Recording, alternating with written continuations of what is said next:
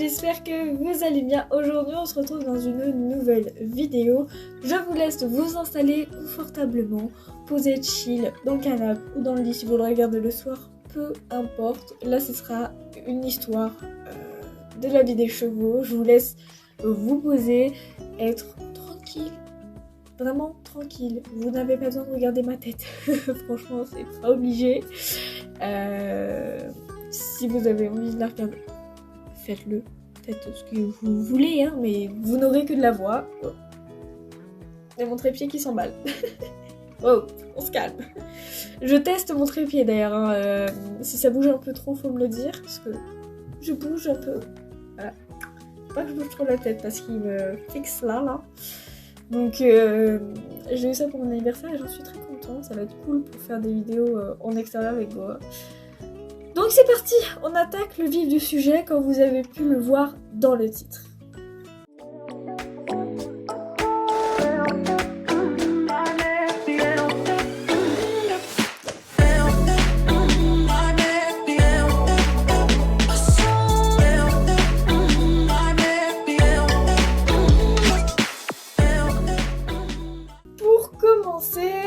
Tout simplement, cette vidéo c'est l'histoire des deux chevaux, donc de Zébulon et de Goa. Et nous allons commencer par le commencement, ou plutôt la fin. Vous saviez, et normalement vous le savez, que Zébulon est décédé il y a peu de temps, en décembre, le 22 décembre 2023. Donc il était âgé de 20 ans, et là on repart vraiment dans le passé, on va aller à sa naissance. Donc c'est-à-dire en quelle année? Je ne sais même plus. Je ne sais plus l'année. Non, je n'ai plus l'année de naissance. Je crois que c'est mon année de naissance. Non, bah non. Je ne sais plus. Bref, vous faites le calcul de votre côté. Je ne sais plus ce qu'elle m'avait dit. Donc il est né à Liverdy, c'est les centres équestres du grand-père de Cassandra, parce qu'à l'époque il avait un centre équestre et il avait un nouveau bébé arrivé au centre équestre et c'était Zébulon. Donc il a tout de suite été au pré avec d'autres poulains, tout s'est très bien passé et un an après il y a eu l'arrivée de Goa. Donc ils ont tout de suite mis les deux chevaux ensemble. Et ça s'est très très bien passé, enfin franchement impec. Et Goa en fait elle avait été achetée pour le frère de Cassandra qui faisait de l'équitation auparavant. Je dis auparavant parce qu'il n'en fait plus et en fait il n'a pas trop accroché. Il en a fait au début il y a quelques années mais pas autant que Cassandra, il n'était pas aussi fan que Cassandra. Donc je me suis muni de ma fiche, c'est pour ça que je regarde un peu là pour lire, parce que sinon je vais oublier certaines choses. Donc ils ont acheté Goa, et quand ils l'ont acheté, en fait ils ont appris que c'était une arnaque, cette jument était une arnaque. Alors c'est drôle de dire ça, mais c'est la vérité pourtant. Quand ils l'ont acheté, ils pensaient que c'était une jument de balade, tout ça, parce qu'ils n'avaient pas été la voir. Ils ont, je crois, vu en photo, je sais plus trop comment ça s'est passé. Mais les vendeurs avaient dit que c'était une jument de balade, qu'elle était calme, posée, qu'il n'y avait pas de problème pour être montée. Et en fait, c'était l'inverse. C'était une jument, on ne pouvait pas l'approcher, on ne pouvait pas la monter, elle était infernale, horrible. Et en fait, le grand-père l'a montée une fois et il a vu que c'était compliqué et qu'il ne pouvait pas la gérer. Et qu'il n'avait pas le temps déjà pour la débourrer. Que c'était une charge de travail parce qu'il pensait qu'elle était débourrée, qu'elle était prête parce que c'était une jument soi-disant de balade. Donc en théorie, elle était débourrée. Et sauf que non, donc... ils l'ont quand même achetée, hein. Elle était là, elle était arrivée, donc ils ne pouvaient pas la faire repartir, c'est pas possible. Et donc du coup, elle n'a pas été débourrée tant que ça, ils se sont occupés pour la calmer, avec quelqu'un sur son dos, pour prendre du temps avec elle, et tout le travail avec elle. Mais, je tourne la page. Mais du coup, ils n'ont pas pu la monter ni l'offrir. Enfin, ils l'ont offert, mais ils ne pouvaient pas la monter. Du coup, le frère de Cassandra ne pouvait pas la monter, c'était trop risqué. Donc il l'a laissée au pré et il s'en occupera plus tard dans le temps, quand il aura vraiment le temps de s'occuper d'elle, parce que là ils ont fait un achat qui était soi-disant faisable pour être monté. Non, je me le répète, mais du coup c'était pas possible. Et lui il avait un travail à côté, hein. Faut pas oublier que là ça remonte, hein. C'était il y a 20 ans. Donc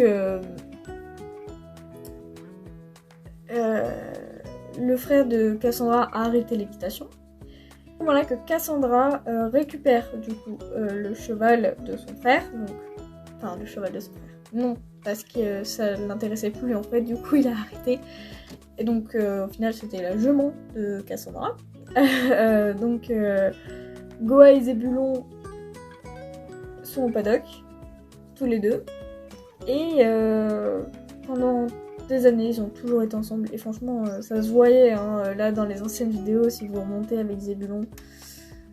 Ouais, bah ouais, ils se faisaient la guerre, mais c'est comme les frères et sœurs où c'est souvent de l'amour vache. Donc là, c'est un peu pareil.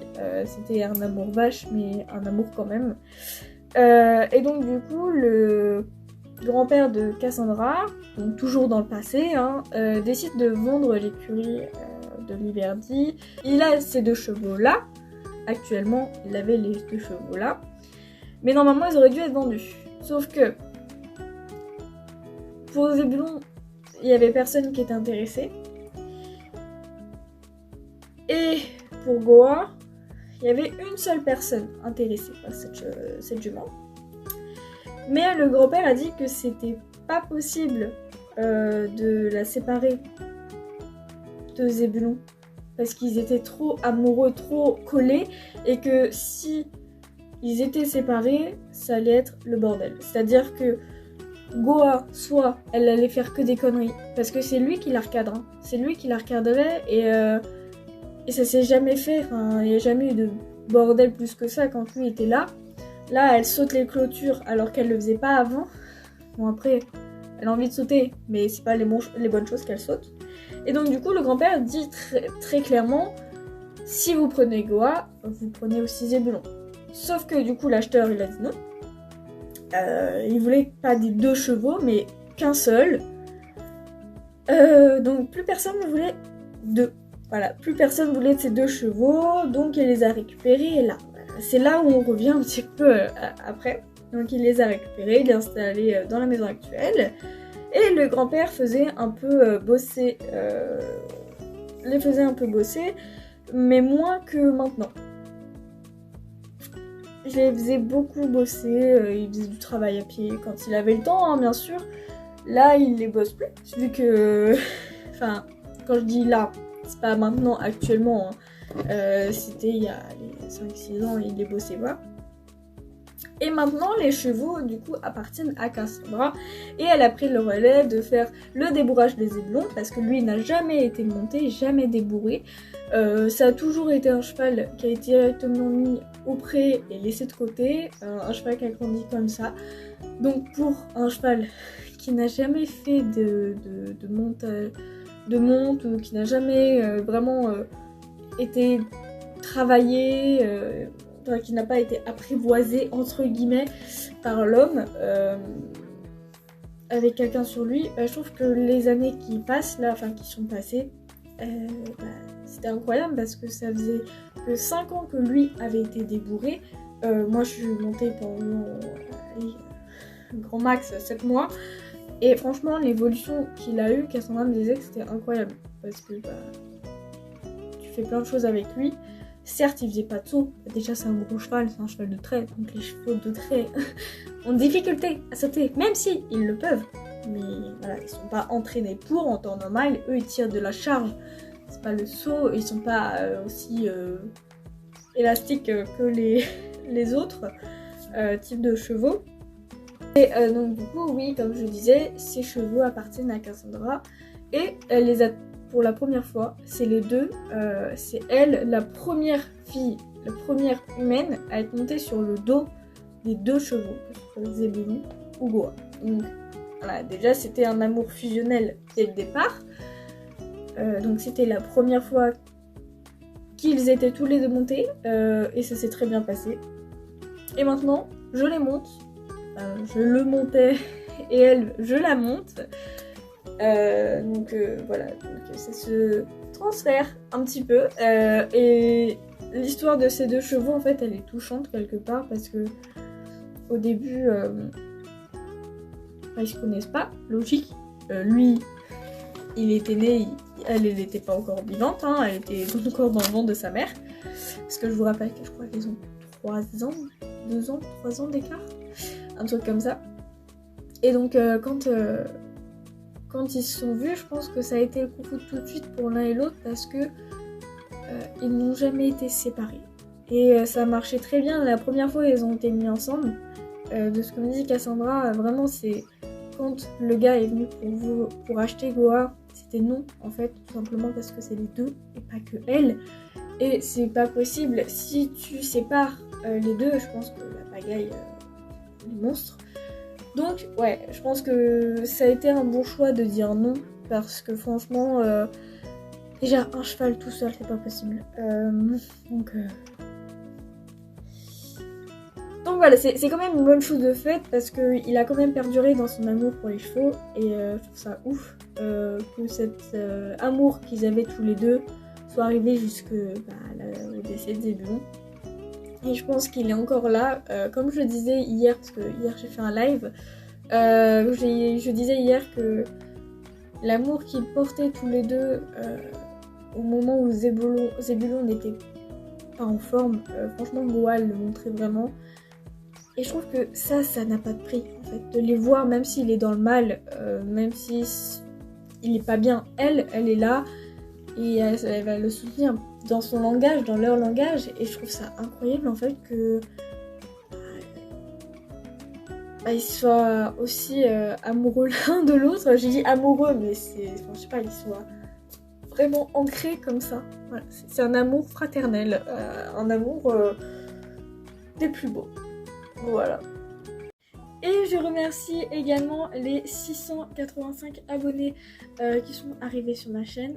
Franchement, je vous remercie. Nous sommes le 20 février. Et franchement, je vous remercie. Je vous remercie et j'espère que cet été, on sera plus que ça. On sera 1000 peut-être. Je ne sais pas. Et je vous réserverai des surprises. Je vous réserverai des surprises, les gars. Je vous suis vraiment reconnaissante de tout ça. C'est grâce à vous. Franchement, mille merci. Donc je vous fais à tous plein de gros bisous. Je vous dis à la prochaine dans une autre vidéo. Prenez soin de vous et de vos chevaux, de la santé des chevaux, surtout en hiver. Faites vraiment attention à tout ça et puis voilà. J'espère que ces petites histoires sur les loulous vous aura plu. Moi c'était un plaisir de l'avoir fait pour vous, de vous raconter l'histoire et de la partager du coup. Pour ceux à qui ça intéressait cette vidéo, j'espère que vous avez compris au moins l'histoire. Voilà, c'est vraiment... je suis pas très douée pour raconter l'histoire. Heureusement que j'ai mon papier parce que c'est mélangé là-dedans. Donc je fais tous de gros bisous. Ça fait 15 fois que je le dis. Donc je fais à tous de gros bisous. Allez, salut.